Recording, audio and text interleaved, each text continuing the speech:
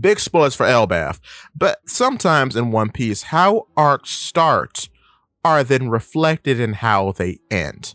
Because in Elbaf, we start off the arc with Rodo of the New Giant Warrior Pirates role-playing the role of Nika, the sun deity, because we have him dressed up in a headdress with horns, a cape, and a scepter. But now we are ending the arc with Emu, who refers to themselves as Mu, and they are now a horned figure with a cape and a scepter. So I believe in this way, Emu is Rodo, but a more serious version, because when they refer to themselves as Mu. That sounds like a first person pronoun, but I think Mu is most likely the proper name for the being that they can become thanks to the power of their devil fruit. But we do know that Norona Emu is their real name thanks to Ivankov of all people. So when they refer to themselves as Mu, they're referring to themselves as the name of the power that they possess, because most likely that being is called Mu.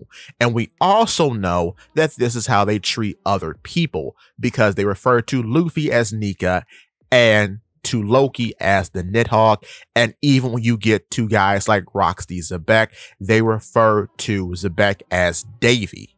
So they always refer to the person as the historical figure or ability that they are associated with. So a devil fruit users, if that deity has a name or that being has a name, Emu will refer to them as that. Or if the person is related to an ancient adversary of their own, they will refer to them as that adversary. So I think when all this being said, they are in a state of permanent role play in which they don't see themselves as themselves. They see themselves as the power that they have. I don't think it's as serious as mind control, even though it does seem that way sometimes. I think it's just a heavy role play of sorts, reflecting how we started the arc.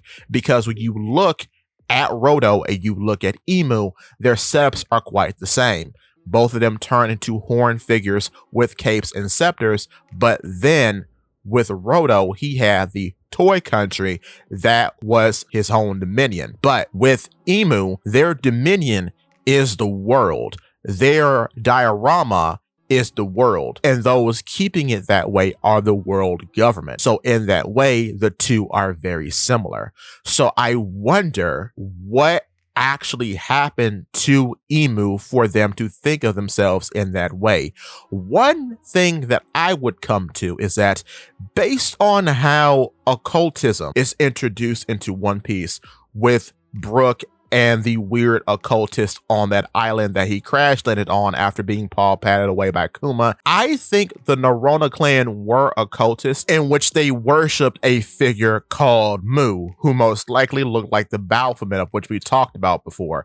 So then either Norona Emu set off to find the fruit that would allow them to become Mu, or that fruit was in the possession of the Norona family and Emu was the chosen child to eat that fruit. That's what I think. But the difference with Luffy, and we see this in Elbaf, which is why the whole bit about him discovering who he really is doesn't make sense. He was told that he looks like Nika when he goes Gear 5th. Luffy does not see it that way. He sees Nika as some other guy. Emu would be the opposite in this way. They believe they are Mu because they can become Mu. This is no different too than Eniru's whole story when you think about it, because for some reason he believes himself to be a deity. And I think that's most likely due to him having the Rumble fruit. So this is another similarity between Emu and Eniru. I could believe that being the case, but with that being said, too, I do think Brook being a very important factor here makes sense, because he was the first time in which we saw a magic pentagram in One Piece. So his little adventure does reflect what was actually going on in the One Piece world, because there are most likely many factions of occultists in One Piece who worship all different types of demons, like Mu most likely.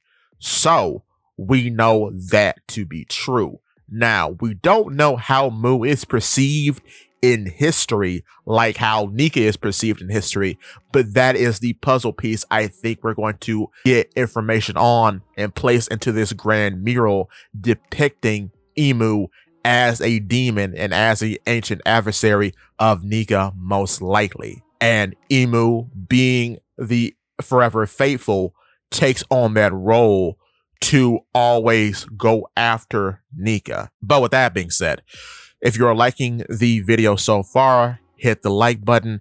And if you want to see more from me, hit the subscribe button, followed by that bell so you never miss a video. In addition to, if you could, hit the hype button because it really does help. With that being said, give me your thoughts and tell your friends about Polypede. What's